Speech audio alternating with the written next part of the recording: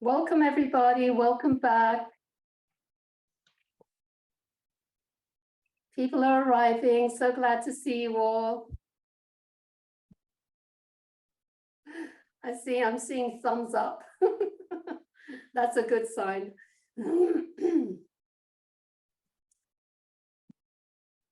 Just another minute as people arrive.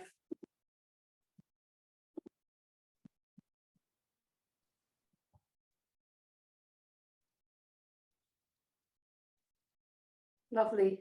So welcome back. Welcome to final day of our First Responder Mental Health Resilience Conference. We hope you took a moment to stretch and enjoy this beautiful day, or even touch into some of the practices that we have been learning over the course of this month. Remembering that only 1 minute of practice will begin that neuroplasticity process. Breathing practice, noticing thoughts, noticing sensation, meditation practice.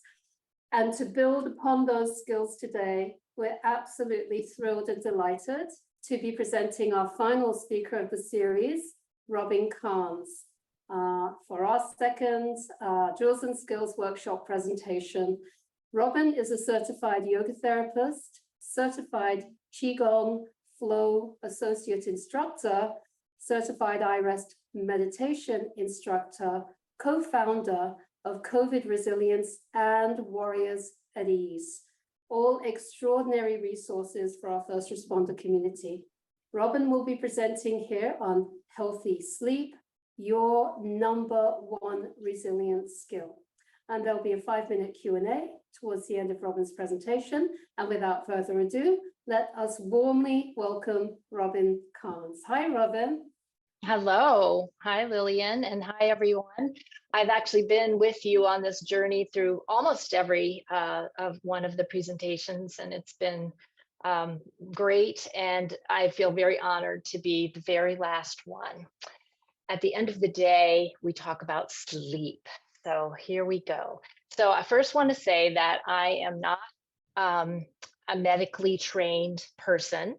I will tell you my qualifications. I am a health educator, and I have in fact had lots of personal experience with sleep issues and insomnia. And I have worked with thousands of people in active duty military, veteran communities, some first responders, and lots of civilians who have sleep issues. And it's becoming more and more of a normal thing to have sleep issues. I will say at the beginning of this presentation that my presentation and the things that I'm offering are geared towards people who have already ruled out that they have some sort of medical sleep disorder. So if you haven't done that and you're having trouble with your sleep, please go to the doctor and find out if you need to be evaluated for a sleep disorder. There's so much that they can do to support people now that can help them get better sleep. So this is for the rest of us who we don't have a medical condition that can be diagnosed regarding sleep, but we really want to get better sleep. So, or maybe you don't even care about getting better sleep. I hope that this is going to motivate you. So for the first few minutes, I'll just be giving you some background information on the science behind sleep and lacking sleep. And then we'll get into some practice. And I hope for a good portion of this time that we have together that we'll be actually in a practice together. Something that I've shared with, that is a research-based practice called iRest. So we're going to start off, I'm going to share my screen, and we're going to start off with a little video that is intended to, hold on a second, that was not what I meant to do. Let's try it again. There we go. All right. Intended to give you some background. It's only about 5 minutes.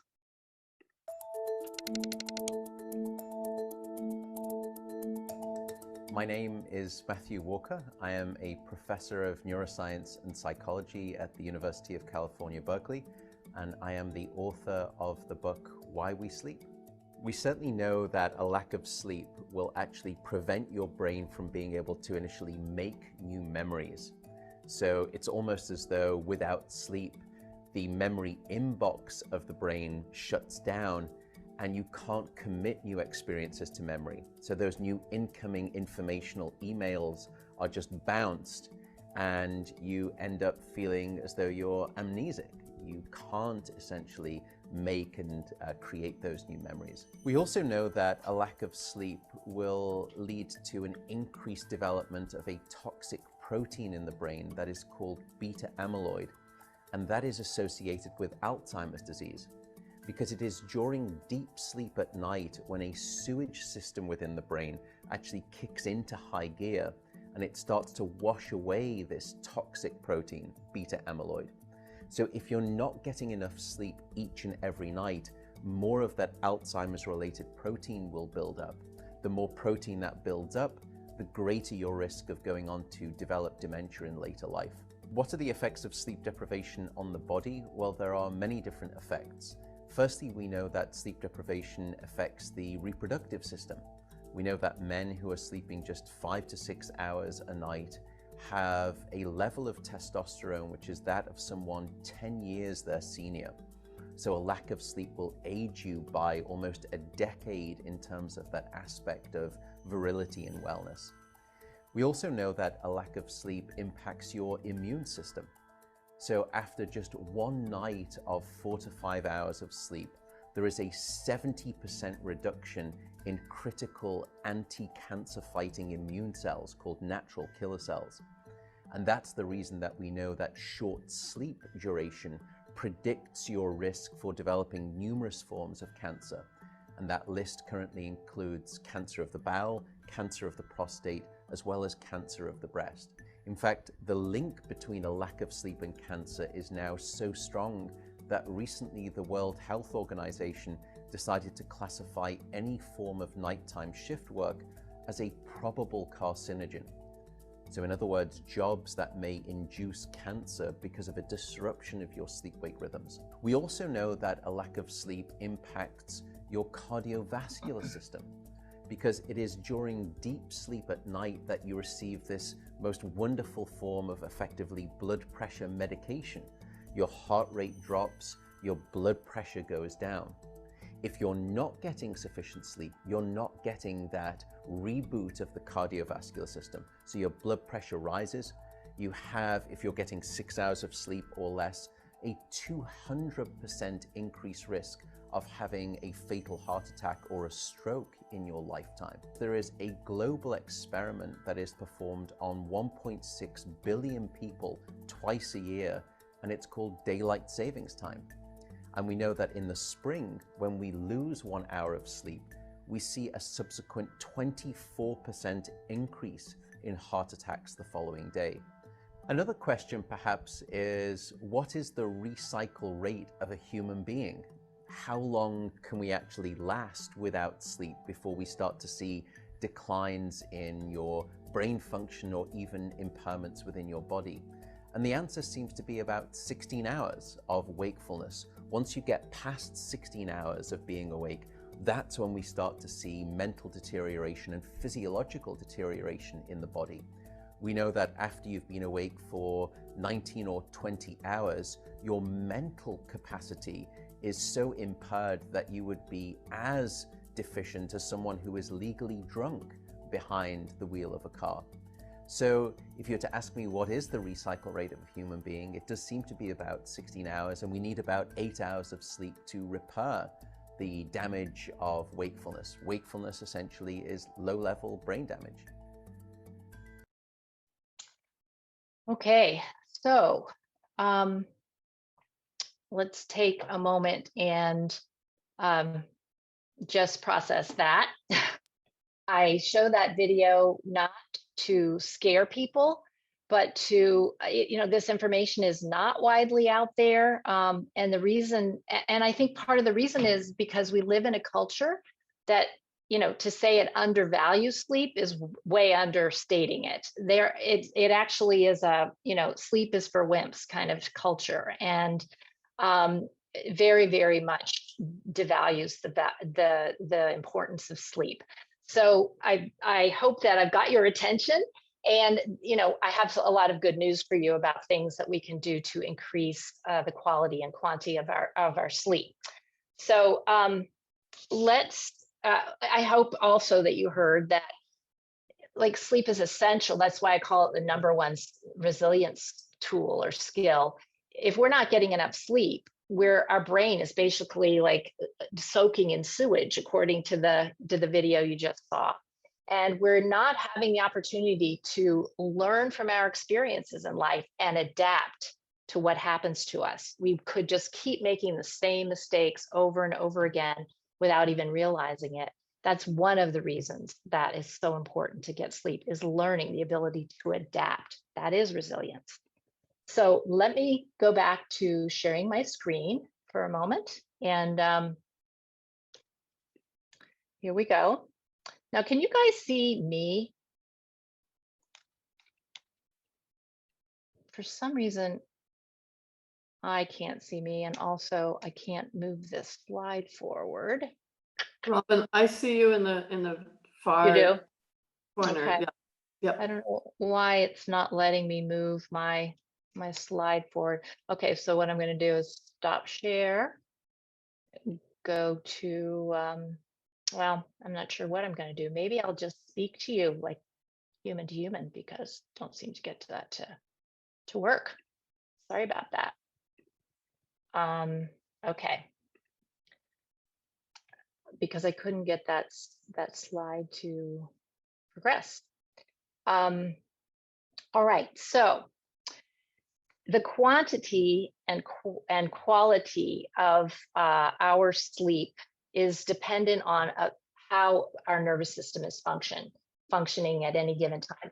And this whole entire series, every single person has talked about the nervous system and the importance of it and how we can address it, including our neuroplasticity and regulating our nervous system. So if our nervous system is in a healthy state, in a general range of health, sleep's going to happen most of the time. Not always, but most of the time. The bad news is, thank you, magical. The bad news is that we cannot tell ourselves, like, brain, you shall go to sleep right now. It is time. I mean, if we were all in the same room, I'd say, how many people have told yourself to go to sleep and it worked, like you just were gone? Nobody. Everybody's, if we're anxious or just have a lot on our mind, we tell ourselves to go to sleep. Same as telling ourselves to relax. It's not a command top-down kind of situation. Mm-hmm. So that's Robin, yes. I'm showing your slide, so just let me know when you want me to go to the next one. I can see them. Thank you so much. Good to have backup. So just like you can't, you go out, you run out of gas on the highway and you can't tell your car to keep going because it has no gas. It will not keep going no matter how much you tell it. Our nervous system, if it's dysregulated and our mind is too full, we will not be able to sleep. So next slide, please. The good news is that, nope, that's the back. That was going the other way. Yeah, there we go. Now keep going. Next one. We can support our nervous system to go to sleep and to go back to sleep and to stay asleep. And that is by using all the practices that have been presented to you during this conference. They're all doing the same thing to help regulate your nervous system. And a regulated nervous system has the best chance of falling off to sleep. So next slide, please. So we fall asleep and stay asleep. And if we wake up, get back to sleep easily when our nervous system is regulated and coherent. Next slide, please. So here's some science-based tips on how to be available for sleep. Basically, like, sleep is a gift. It is not a switch we can turn on and off.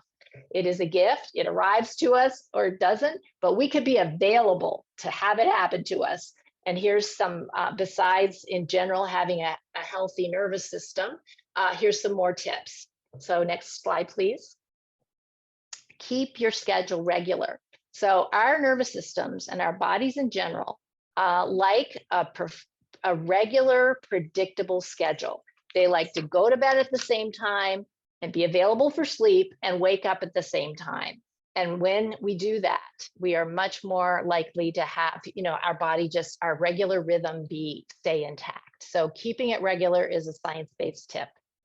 Next slide. Keep it cool. It turns out that having your room like closest to 65 degrees Fahrenheit as possible is really helpful to most people's sleep.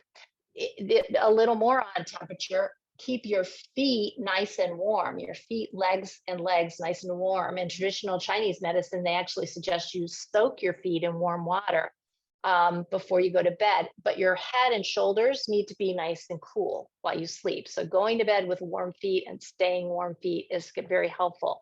It's also been shown that taking a warm shower or bath within 3 hours of going to bed will help you go to sleep faster and stay asleep longer.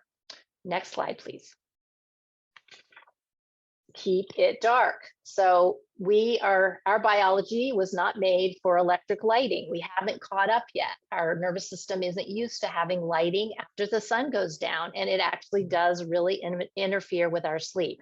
So even though you can't block out the lights that are around you necessarily, you can put eye shades on, and that has been shown in the science to really make a difference in people's sleep. Next slide, please. So, oops, don't know what happened with that slide, but what we know is that don't lie in bed and struggle to try to get to sleep. So if after 25 minutes or so, you're not asleep, rather than to lie there and get more and more tense about not sleeping, which only dysregulates your nervous system and sends you farther from sleep, the experts say, do something easy and soothing. Get up, do something easy and soothing until you get back to sleep. Until you get sleepy and then go back to bed. The idea is not to associate your bed with struggling and being tense, but to associate your bed with all things relaxing and restorative, like sleep. So don't think about get up and do your taxes or get up online and, do some heavy work emails. Do something very soothing. Listen to some music, read a nice light novel, do something that's easy and light and not gonna get your mind all geared up again until you're ready to go back to sleep. Next, please. So next slide, this is clear from the science too. Just if you're having trouble sleeping, just stop drinking caffeine as of noontime. Any caffeine in the afternoon, because caffeine stays in your system a long time, will possibly affect your sleep. And you don't want to do anything that makes you not available for sleep should it arrive. So also the science shows that drinking can exacerbate or decrease your sleep quality. So this is just a little bit of information that less than 2 drinks a night has been shown to decrease sleep quality by 9.3%. That's less than 2 drinks, so 1 drink. For men, 2 drinks, or women, 1 drink, which is considered moderate amount of drinking, decreased sleep quality by 24%. And more than 1 drink or more than 2 drinks for men, or more than 1 drink for women, has shown to decrease sleep quality by 39% for people who drink before bed. So just if you want to be available, try not to imbibe in those things or do those things. All right, next slide, please. All right, so just like we like a routine, it turns out our bodies, our physiology, our nervous systems like to have a wind down period. So sleep is like floating down in a parachute. It takes time to float down. It just doesn't go thunk, right? So having some sort of wind down routine, keep the lights low. Remember the light issue. So keep the lights low, after 8 o'clock. Don't be on bright blue light screens or wear the glasses that filter that blue light from the screens.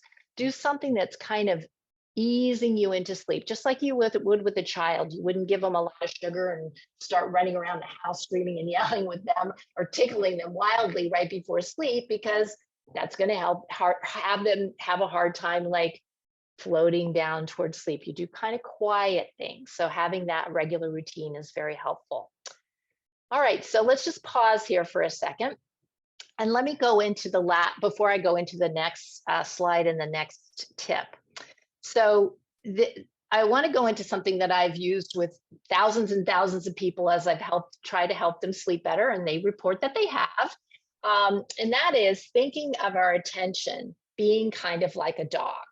So most of us have been around dogs before, and you know, dogs are great. I have a dog and I adore him. But I would like you to imagine that we were all together in the same room, and I was to bring in a 120-pound dog. And this is just a wonderful dog. He's super sweet and dear, and he loves people. But this dog has never been trained. This dog has never been trained to what to eat, when to eat it. It's been allowed to chew the furniture, chew the rugs. It's been allowed to go to the bathroom, inside, outside, doesn't matter, whenever it wants, wherever it wants, jump on the furniture, jump on people, all that stuff. It's just never been trained. It's not the dog's fault, but it is kind of an ill-behaved dog. So if I were to come in and bring this dog in and say, on a leash, and say, hey, you know, would one of you guys mind to take this dog for a walk for me? I'm busy right now. If you were nice enough to say yes, I could ask you afterwards, like, who took whom for a walk? Who was running that show? And I can tell, so we can go back to the slides now. So I can tell, you know, pretty sure we know that that dog would be running the show, that you would be being dragged around by that dog. And it's not because the dog wanted to hurt you. It's just because, next slide. It's just because the dog is powerful. So our attention is like a dog. And let me say a little bit more about that. So one of the things that keeps us from sleeping at night, assuming that we don't have a diagnosable sleep disorder, is how much we're thinking and what we're thinking about. And that directly affects our nervous system. So if we go to bed and we start thinking about all the things that went wrong that day, or all the unsolved problems, or all the things we didn't get done on our list, which, by the way, is something that our minds will tend to do because of the negativity bias that's built into us, it's going to make it a lot harder to get to sleep. So our minds are like, our attention is like a dog. So we need to train it. So if a dog is not trained, my dog will go out and he'll eat stuff that makes him throw up. You know, he doesn't matter how many times I tell him, if I'm not holding on the leash and I'm not in charge, he's going to eat stuff that makes him throw up. In the same way that our minds will go into past experiences sometimes, and they'll go over and over them, especially in the middle of the night, and suffer and secrete all kinds of stress hormones, even though it makes us feel bad. Also, dogs like to roll in stuff that is very stinky, and they have to get a bath. Well, our attention will run off into the future and think of all these terrible things that could happen. They haven't actually happened, but we're suffering, and our nervous system is secreting stress hormones as if they were happening. And we just lie there awake, right? So also, my dog, he's afraid of a lot of stuff. He's afraid of a lot of stuff that actually will not hurt him. He's afraid of flies. He's afraid of boxes. He's afraid of, you know, now that it's Halloween time, that any of those inflatable things that are in people's yards, he's terrified of it. Are any of those things actually going to hurt him? No. But he spends a lot of time thinking about, you know, feeling like he's in a great danger when he's actually not. So our attention is also like that. It'll assume, a lot of times we'll assume, we'll go to fearful things when it's not trained. And it's the middle of the night is a great time for this kind of suffering. If you've ever had troubles with insomnia, you know what I mean. But this is good news, because it's not that we have a bad mind or bad attention. It's just that it needs to be trained. So next slide, please. So I like to call, rather than use the term mindfulness, I like to call it training our attention. Training our attention gently and kindly and consistently every day, like we would a beloved dog, to be so that we're in charge of it, and it doesn't do some things that would make it suffer or make me suffer. And so that can be done, and we can do it by regular practice. Again, all the things that you've been learning on this webinar series, and particularly we want to have that ability to train our minds so that when we go to bed, and we may have been busy and absorbed in all the things that we're doing all day long, but when we get to bed and we're ready to go to sleep, and it's time to go to sleep, and we lie there and our minds start running all over the place, eating the furniture and being afraid of all kinds of stuff that hasn't even happened, just because that's what minds do, that we would have the ability to not even let that get started.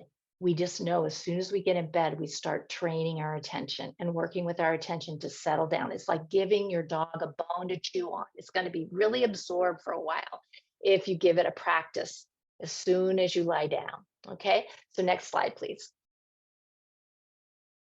So we can train our mind, our attention, to settle down for sleep. We do have that capacity. It does take some practice. It does take regular practice. And it does take all the other things as well, all those tips we talked about. So let's talk a little bit about, oh, by the way, I will be sending, or you will have on the resource page from this whole conference, under the sleep presentation, there will be links to 3 practices that I'm going to make available to anybody in this conference. And you're also welcome to share them with anybody you want to share them with, especially first responder communities, because I so appreciate that the work that you guys do, and your sleep does take a beating in many, many cases. And and I know that your sleep takes a beating, for my welfare as well as the welfare of many, many others. So I'm more than happy to offer these free practices, much like the ones that I'm about to do with you in just a few moments. So look for those links, and you can download those practices and keep them the rest of your life if you want to, and they'll be available for you. So that I do recommend, next slide, please, that here we go, that mental turbulence is a primary obstacle to healthy sleep, and using a body-centered recorded practice to get off to sleep or to get back to sleep if you have to get up to go to the bathroom or you're awakened for some reason, using that right away before that dog gets off the leash and is running down the street, knocking over the trash cans and causing you, to think about things that are upsetting, and more mental turbulence, that you use a recorded practice. Why a recorded practice? Well, I've been practicing meditation and training my attention for many years, but my attention is still, if it gets a chance to get off that leash, it's going, or drag me around on the leash, it's going to do it, especially in the middle of the night. So having the practices right by your bedside and getting yourself, training your attention to listen to the voice on the recording is so much easier than trying to discipline your mind to, orient it, to not orient towards your thoughts. So we're not talking about stopping thinking. That is in my opinion, and in the way I was trained as a meditation teacher, good luck with that. That just isn't an option for human beings for the most part. We can't stop our thinking, and that's not what meditation is. But we can shift our orientation, like move a spotlight from one place to another. That's our attention, right? So we can move our attention to the words that the voice on the recording is saying, rather than being totally absorbed and caught up in all the thoughts that are going by. So let your attention, as we go into this practice in a few minutes, I invite you to let your attention be on what I'm saying and what I'm suggesting that you try to experience this and that in your body.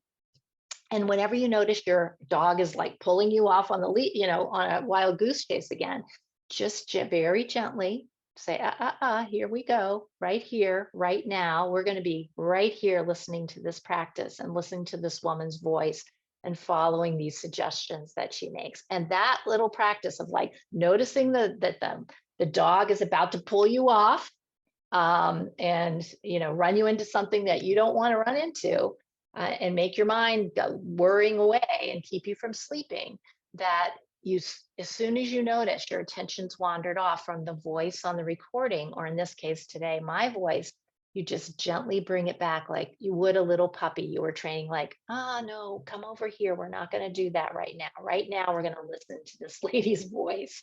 So that's why I'm a really strong advocate of recordings, especially in the middle of the night, because the thinking mind can be so adamant and determined to think of all the things, you know, that can make us suffer in the night. And most of the time, there's almost nothing we can do about it then. And we're going to be more tired when we wake up and less resource to be able to do something for ourselves.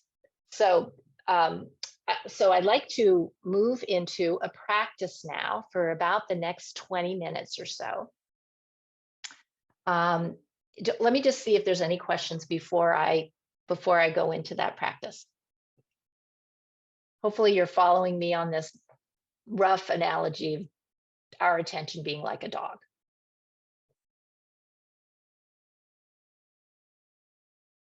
I don't see any questions that have come in just yet, Robin. Okay. All right, great. So this is a longer practice than at least I've been on the webinars I've attended in this series, but I'm going to invite you to have about a 20-minute practice. So feel free to lie down, sit back in your chair, do whatever you need to do to feel really comfortable and supported during this practice. You may or may not fall asleep. That's perfectly fine with me, as I make my living while people snore. I will not be offended. And guess what? I'm on Zoom. I won't be able to tell.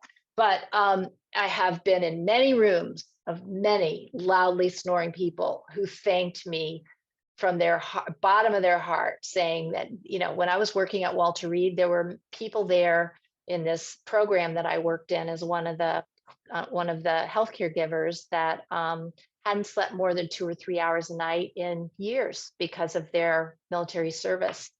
And they were active duty and they tried everything, including a zillion medications. And they were just desperate, really.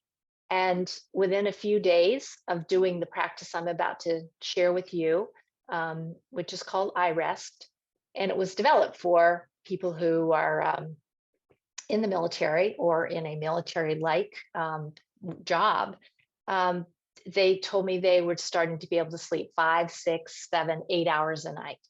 And it was from listening to the recordings that I gave them.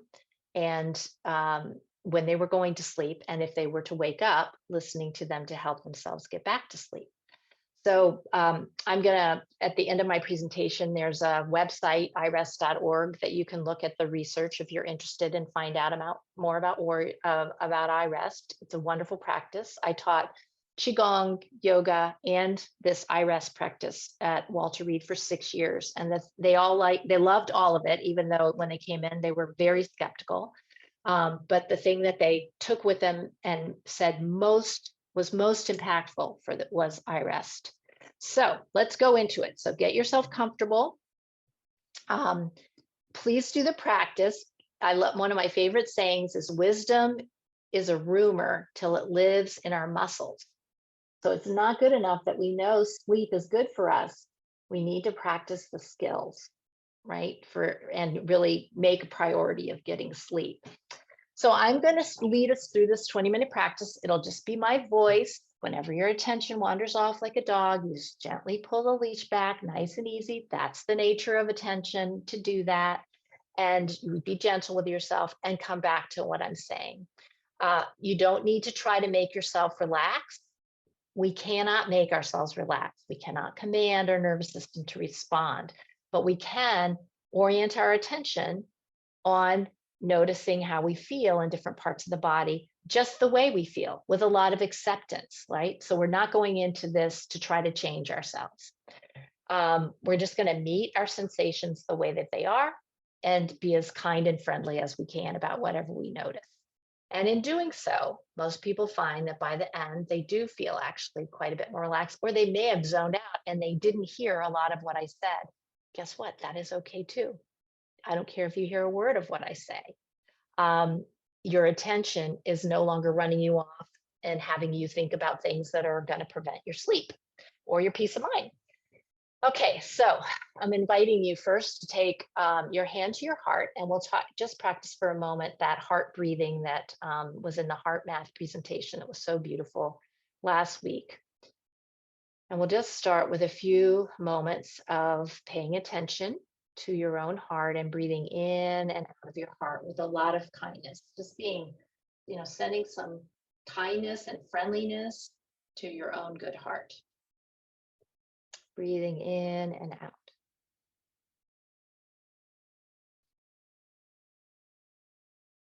Let your breath go all the way down, even past your heart and into your belly. Long, slow, smooth, deep breaths that allow you a full exhalation. And let everything else go, and just let your attention be easily focused, not super hard focused, but easily, broadly focused on my voice and this heart breathing for a moment.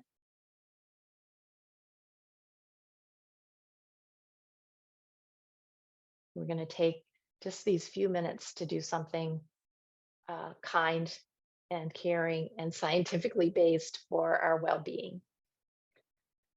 So now I'm going to ask you to let your attention just be open, like an open window, and invite in a situation or a scene, could have been long ago or yesterday, where you felt comfortable and at ease. It could be hanging out with your dog, petting your dog. It could be walking by alongside a river that is beautiful. It could be looking at the autumn colors in the trees. It could be lying in bed with somebody that you love. It could be anything that has you feeling comfortable and at ease in your nervous system. And as you remember these moments, I invite you to imagine you could see the sights in your mind's eye. So you're using your imagination and your senses. Imagine you could hear the sounds, if the sounds are a part of your experience of feeling comfortable and at ease. Any smells or tastes that are a part of your experience of comfort and ease, and just feeling okay, like I'm okay. And then what does it feel like in your body as you relive this experience of being okay? Like you're ready to meet the moment. You're doing fine in that moment. It's not necessarily a peak experience, not necessarily one of the best experiences of your life that you're reliving, just a moment where, yeah, I'm good. So notice that. And if nothing's coming to you, don't worry about it at all. Next time you practice, this is called an inner resource. Something will probably pop into your mind that you'll be able to orient your attention to. Now I'm going to take the next few minutes to take a journey through your physical body by naming different parts of your body. And again, not asking yourself, you don't need to try to do anything during this. Simply noticing the parts of the body that I'm mentioning and bringing your attention there for a moment to sense and feel what's actually happening in that part of the body. No need to fix or change. No need to try to relax yourself. Okay. And when you notice the dog is like pulling you off, thinking about your grocery list or something else, you just gently bring it back to my voice and your body. No way you could do this wrong, I promise. So let's bring our attention, first of all, to the inside of the mouth. Sense the insides of the cheeks.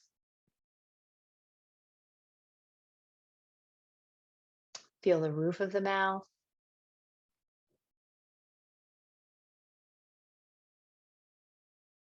Feel the floor of the mouth.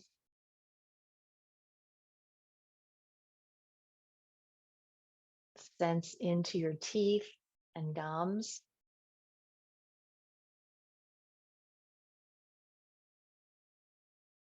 And then feel the tongue. Feel the inside of the tongue, the surface of the tongue, the tip and the root of the tongue. You can even move your tongue around inside your mouth to feel it even more. Feel all those sensations inside your mouth, just the way that they are. No way you could get it wrong. Nothing to go for here. And your lips, notice the upper lip touching the lower lip. Your eyes can be closed or open, whatever is better for you. But if your eyes are open, I recommend you just kind of let them be in a soft gaze, not in a strong focused gaze. And let's go to your eyes now and notice inside and outside and all around the eyes as in this moment, sensations.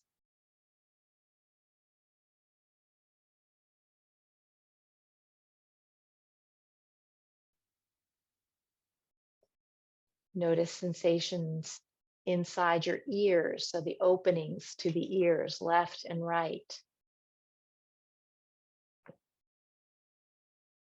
And feel the folds and valleys of the outer architecture of the ears. So what do the outer ears feel like? And if there's some parts of the body that you don't have access to feeling in, don't worry about it. Just wait till I suggest the next thing.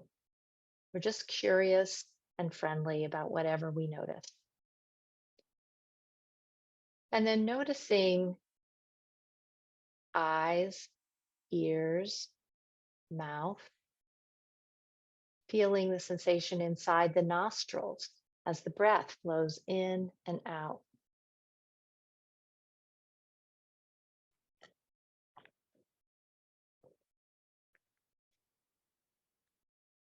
Feeling the sensation of the whole face, the skin of the face.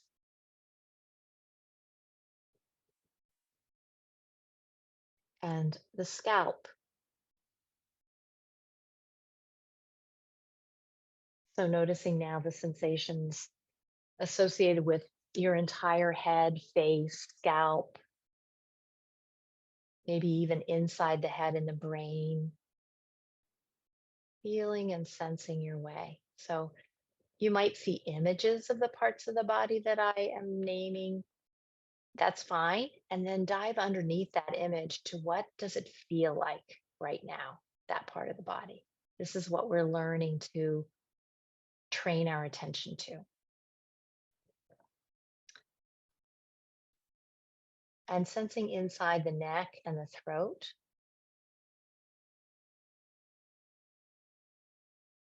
If there's discomfort, noticing it.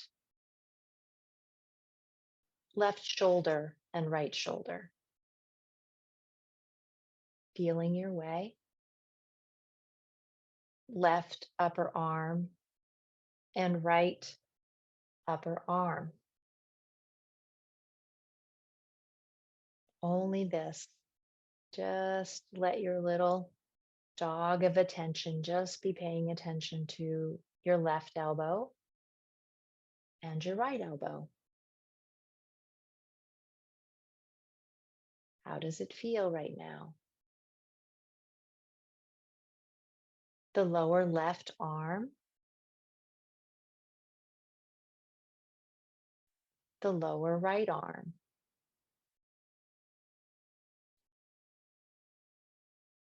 And if it helps you to feel the sensation of a certain part of the body, it's fine to move it or rub your hand over it. Any way you want to do this is fine. You can't do it wrong. Left inner wrist, right inner wrist.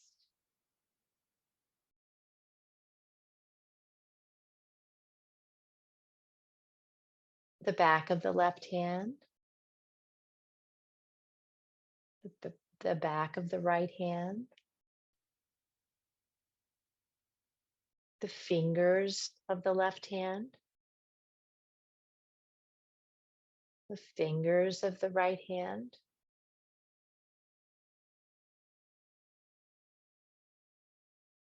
the palms of both hands simultaneously,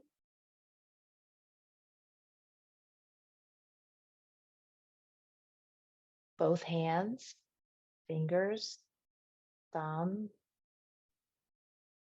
both arms, shoulders,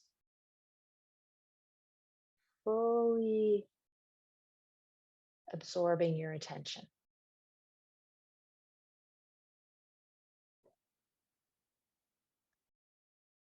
And now noticing your chest, your upper back, just feeling your way, finding out how it feels in each part of the body, kind of on a little discovery journey. The mid portion of the torso,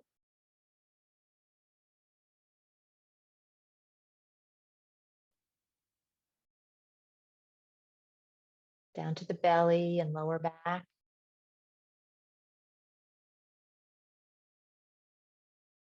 Hips,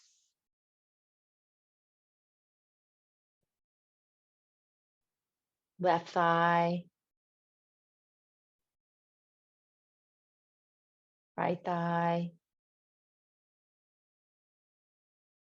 As if this was the only thing in the world to pay attention to right now, allowing your attention to be fully absorbed. Left knee, right knee,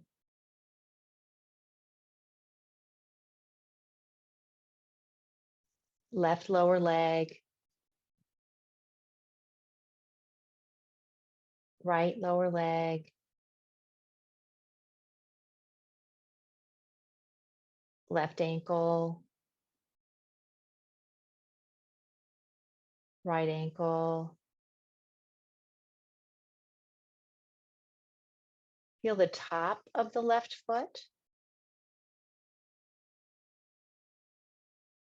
Feel the top of the right foot.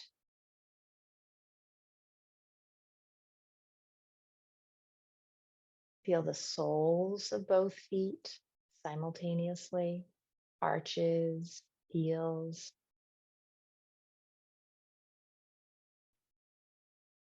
Feel the toes of both feet simultaneously. Feel the toes. Feel both feet, left and right. Feel both legs, left and right.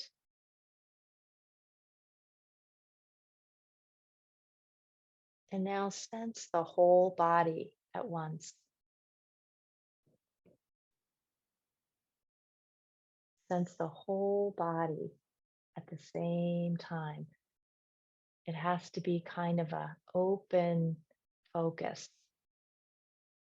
to feel the whole body at once.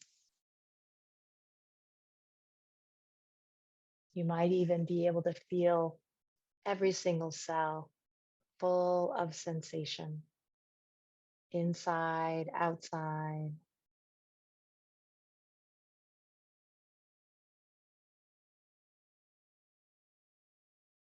Feeling the whole body full of alive sensations, all kinds of sensations coming and going.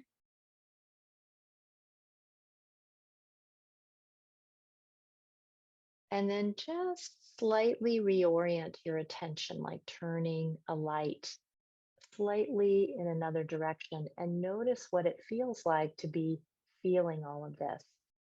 Be aware of the feeling of being aware.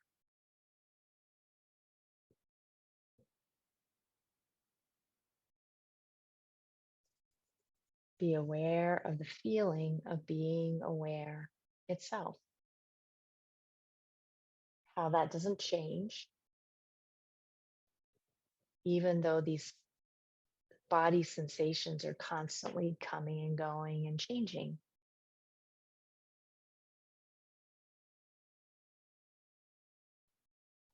And now start to notice your breathing. Your body's already breathing. It knows how to breathe. You don't need to change it, although it may spontaneously change on its own. That's fine. Let your body breathe just the way it wants to breathe right now and start attending to it. Start noticing. Start noticing what it feels like to breathe in through the nostrils, what it feels like to breathe out through the nostrils.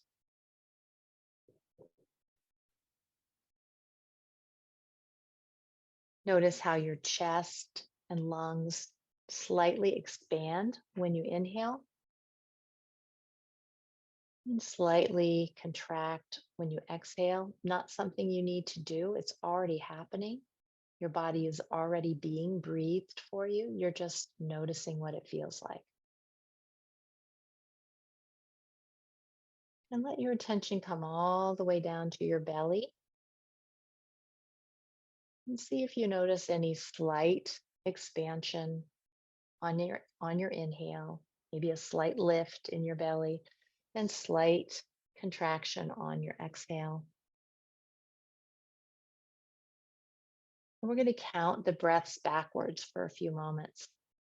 We're going to start at 6. On each exhale, we're going to count another number back. So the next exhale, count 6. And then 5, exhale. You're obviously still inhaling. And then 4, and so on till you get back to 0.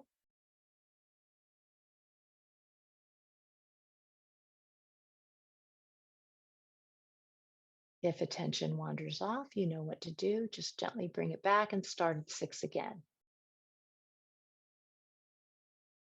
Belly breathing, counting the exhales. If you get to 0, go back to 6 and start again.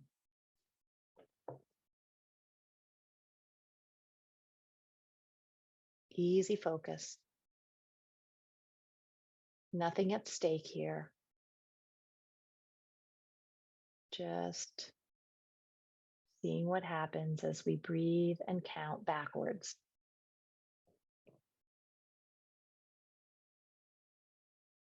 Now you can let go of the counting and let your attention come back to your body sensations.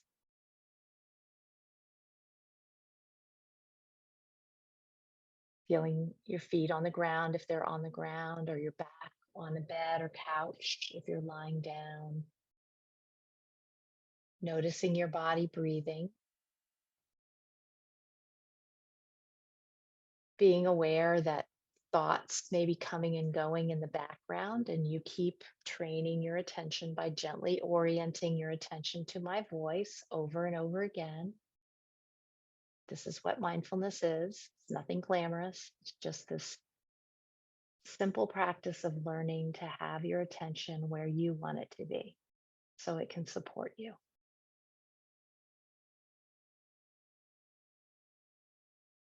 So thoughts may be coming and going in the background. There may be some emotions present. All that's fine. And your attention staying in the sensations of your body and your body breathing by itself. Very easy. Nothing to fix or change. Just noticing what's already occurring.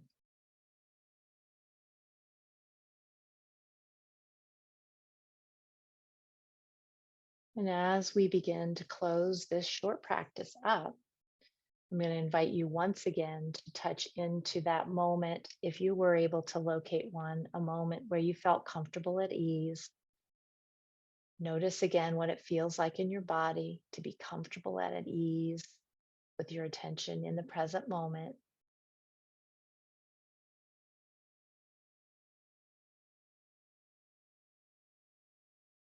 And then we'll take about 30 seconds or so to just very gradually transition from the practice.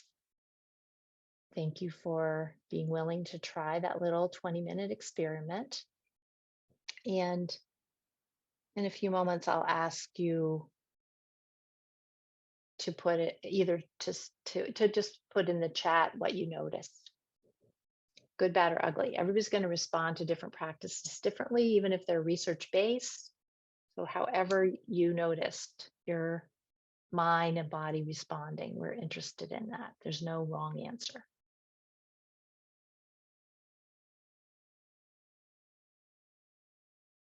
So as you come out, just check in with yourself. Notice if your nervous system feels a bit more regulated. If perhaps your mind has a few less thoughts crowding it. If you remember Deb Dana's ladder, if you feel maybe up more towards the top in the social engagement range. Or if some other things are happening.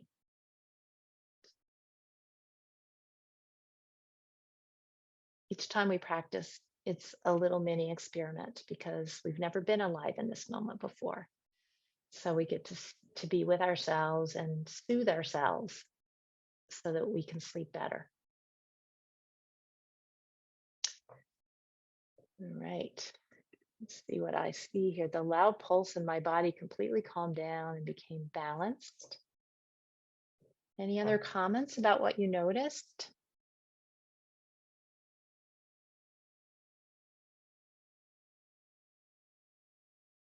Maybe everyone's asleep.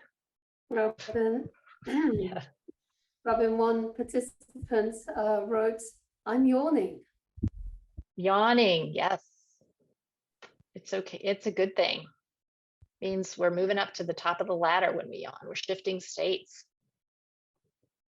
You can even try to fake yawn your way to sleepiness. It's not a bad idea.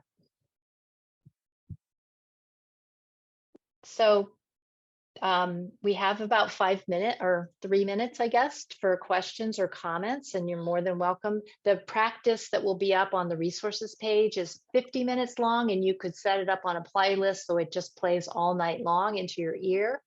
And then there's a breathing practice that's good for sleep, and there's also some movements from Qigong that are helpful for sleep as well in your wind down routine. So any comments or questions? And those links have been posted in the chat for you guys.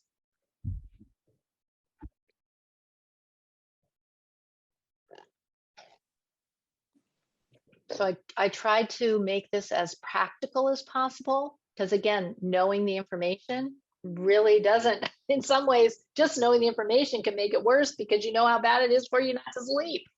But having a very practical skill and having this understanding that it's not personal, that your mind is like a dog. All of our minds are like dogs. They're not bad. They just are very busy and they like what they like, and we need to be in charge. And we can train them over time so that we feel more calm and clear-headed, and we're able to sleep when we want and need to. So, Robin, there's a question that has come in from a participant, and that is, given how intense first responder life can be, there's not a lot of time for practice, and that seems to be the challenge. Is there a way to take this 20-minute practice and chop it up into, small 1-minute practices or 2-minute practices? Would that work just as well? Well, anything you do to help regulate your nervous system, that includes any of the practices that you've been offered during these 12 plus hours of this series. You can do them in short spurts. But as the last presenter said, the research shows that as you're falling asleep and when you're getting up in the morning are among the best times to settle your nervous system, to help your nervous system settle down. So you wouldn't be alive if you didn't sleep some, right? So you're already lying down to go to sleep. Why not pop the recording in and let it help you train your attention and lessen the possibility that your mind will, grab the leash and run off on you. So use it when you're already heading into sleep, or as the first part of falling asleep, as a way of training your attention. And it doesn't need to take any time out of what you're already doing, because I assume you're sleeping because you're alive. That's beautiful. Well, Robin, I'm not seeing any more questions, so I think we may have come to the end. Okay. I'd like to take a moment to just really deeply thank you for sharing with us. As our final presenter, we're deeply grateful for the depth and scope of your work and the work of your team and the iRest Institute. You personally, Robin, I'm just going to say this about you, but I just want to say that you're a fundamental person in bringing these complementary and alternative medicine practices to the military, to the veteran, and to the first responder community. So again, wanted to thank you. We're deeply grateful for you joining us today. And I also want to say that Life Breath changed my life, and it was actually Robin Carnes who introduced me to my first Life Breath practice. For that, I am also deeply grateful. So Robin mentioned that Walter Reed, there's iRest is very, very evidence-based. There's a huge body of evidence-based for the iRest practice. A lot of it has come through Walter Reed or the Integrative Restoration Institute, the iRest Institute, and many other organizations, much of which Robin has been part of. And this is for sleep disorders, chronic pain, addictions, depression, anxiety, PTSD, and so much more. So we've shared Robin's slides and Robin's practices, the 60-minute, the 10-minute, and the 20-minute practice. Robin, thank you for your generosity. My pleasure. Thank you so much for having me. I was honored. We look forward to staying in touch with you. Thank you, Robin. And now some closing notes. We are going to be moving into wrap up, and Rain is going to be joining us now. So just wanted to say, really deep expressions of gratitude for everybody for this, our final day of the First Responder Mental Health Resilience Conference. We thank you. We express our gratitude for being with us as participants.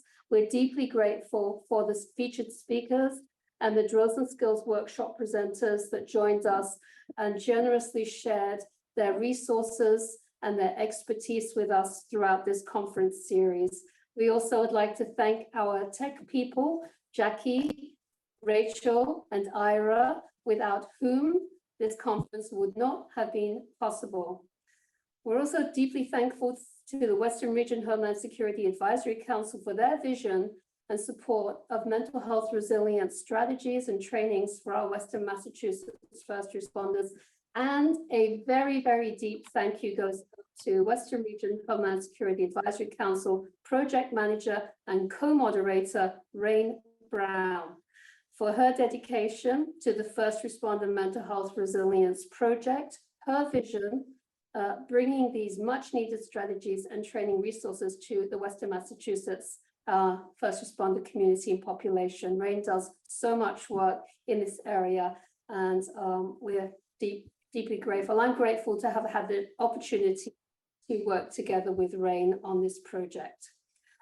Just a note on some resources we'd like to share. We do have a conference resource link. We have just put that in the chat box. So that will have speaker resources that you can access at any time. We'd also like to mention a forthcoming training. This is a powerful resource that links very much in with what has been presented here at this conference, that will be coming forth, a mental health resilience training from the Western Region Homeland Security Advisory Council, Building Healthy Workplaces, How to Promote Mental Health in First Responder Organizations. This training offers multiple strategies to address mental health stigma in the first responder departments and communities, including many additional wellness and resilience resources. Please join us. It begins in February and runs on Thursdays throughout February. It's just a 2-hour training. We've included the Western Region Homeland Security newsletter link. Extraordinary amount of trainings comes through this, through the council. Please stay in touch. And we've also included Rain's email address and my email address. If you would like to reach out to us personally, we would love to be in touch with you. We want to continue to build this community through connection and through sharing. And yeah, we look forward to getting together again at some point in the future, unknown as yet, but hopefully that will happen.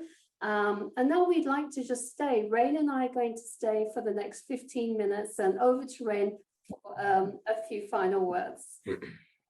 Thanks, Lillian. And a lot of thanks goes to Lillian too for all the work in coordinating all the different speakers that we had, doing the reach out to our speakers and sharing with them what the goals and intentions of this conference was, and getting them to come on board and be here with us, and being so generous and sharing all their resources and their skills and their knowledge with us. A little housekeeping items. We do have an evaluation that will come out today at the end of the day, like we have at the end of all the previous sessions. So we really appreciate your feedback. If you can respond to those surveys and provide us with that information, that would be very helpful. We have been able to record a number of the sessions from this conference series, and we will be making those recordings available. We are a very small team here that is supporting this, so we want to take a little work in editing those videos with our logos and such like that. So it may take us a little time to get them all posted, but we'll be sending an email out to everyone who registered for this conference and letting them know when those videos are available. So we will, rest assured, we will get them to you. So we appreciate your patience on that. But as any questions or things that come up for you following this conference, please do reach out to either Lillian or myself. We welcome your questions and your input. And I think that's about it for now for what I have for announcements, but we're welcome to hear any feedback or anything that anybody might have right now, or any questions you might have. We welcome your input.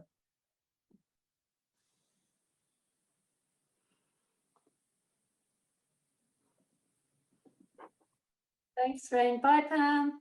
Good to I'm see not you, Pamela. I just Oh, wanted to sorry. say thank you so much to everyone. This has been wonderful. It's really great to know what's happening in the field and about the resources that are available. And I'm doing this from Mexico, which is really pretty spectacular. And even though I'm a Berkshireite in my heart, and I'm there quite often, but thank you. This has been really fabulous. And I know it takes a lot of work. Thank you, Pamela. Thank you, Robin. She just sent a message in via the text. Thank you, Pamela. It's so thrilling to have you join us. And thank you for Terence also for joining us and your contribution. Thank you to everybody. This really has been a conference of interdisciplinary. So we've had first responders, we've had mental health, and we've had people who are very deeply schooled in the complementary and alternative medicine practices. So we're thrilled to have this interdisciplinary team together in this conference. I want to thank you all. This has been amazing. And I'm curious, I'm actually in Austin, Texas. So, and I'm very new to the Homeland Security Council, and so in the different regions. Is this something that different regions will start doing, or is there just curious what y'all are starting here and what might happen next?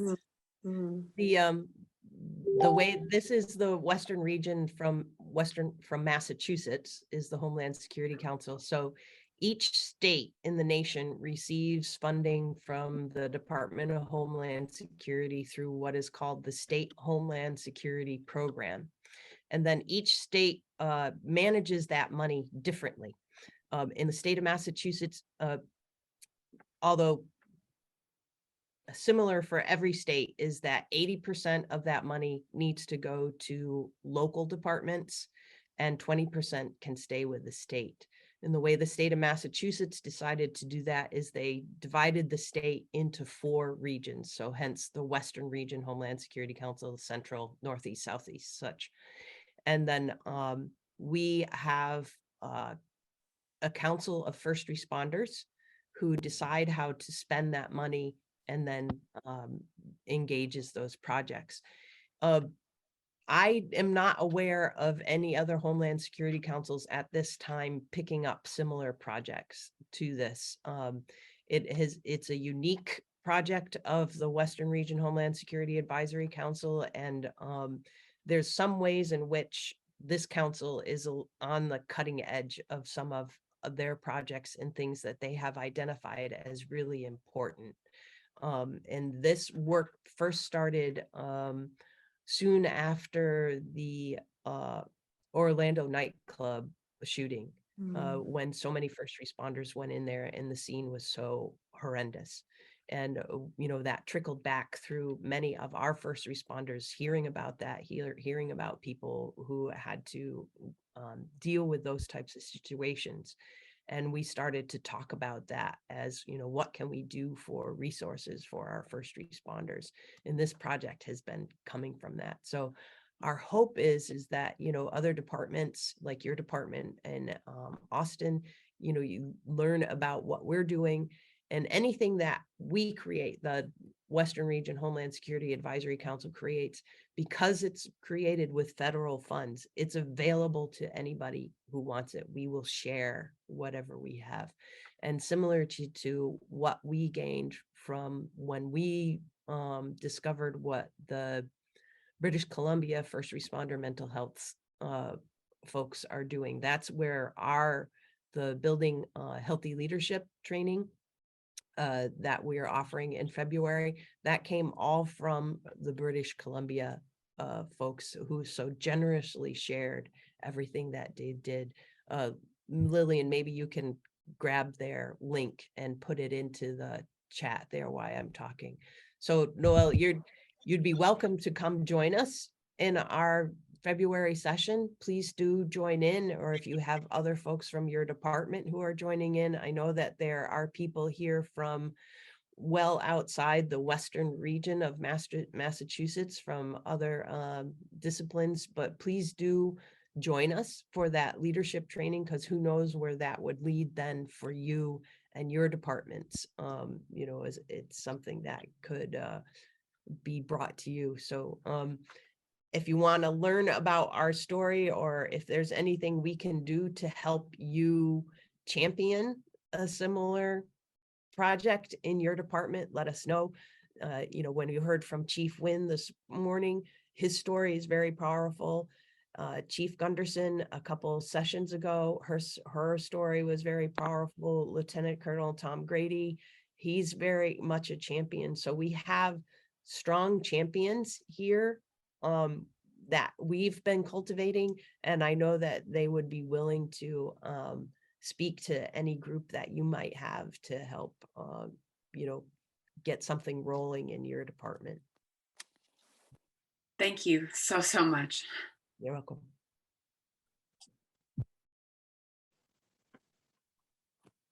And also, we're happy to share any contact information of any of the speakers that we had, if you wanted to bring them in, because all the speakers we had were very, very enthusiastic to participate in this type of conference. And Lillian can speak more to that too, because she was so, she spoke to them so much. Yeah, so for sure, thank you, Rain. The speakers all come from really their life dedication has been to this work. And many are bringing these complementary resources into first responder or military or veteran settings. So they have been on that path for many, many years. So the speakers are all very seasoned in this work.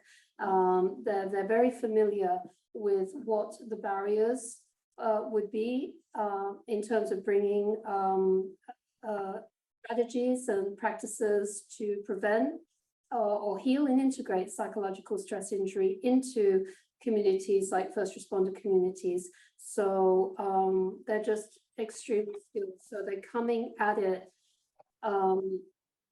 as people who are embedded in those cultures and really understand those cultures. And that's a very important part of bringing something, as as Rain pointed to, this is very cutting edge for our first responder communities. It was cutting edge for the military. The military led the way, and we are learning a lot from what the military, and we're advancing to in our own way, bringing these practices and strategies and concepts and psychoeducation into first responder community.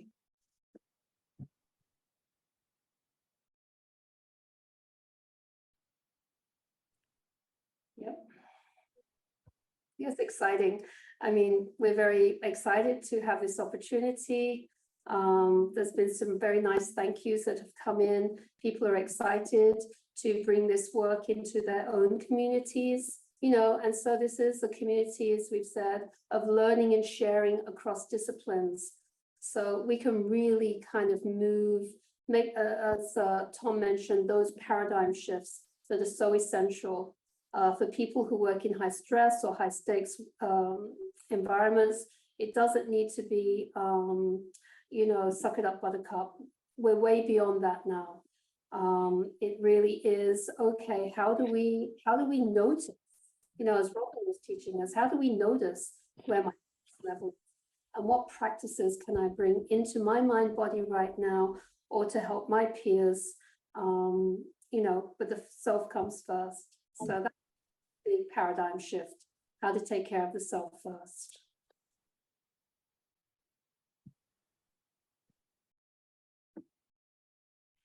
We're available. Feel free to reach out to us with any additional thoughts or questions. I'm sure things will come up as we leave this conference and leave this time together. As Rain said, we're very available and we're very happy to share. Thank you all so much. It's been great. Thanks. Thank you very much again. Enjoyed it immensely. Thank you. Thank you. Thank you. Thank you, Margot. Thank you, everybody. Thank you, David.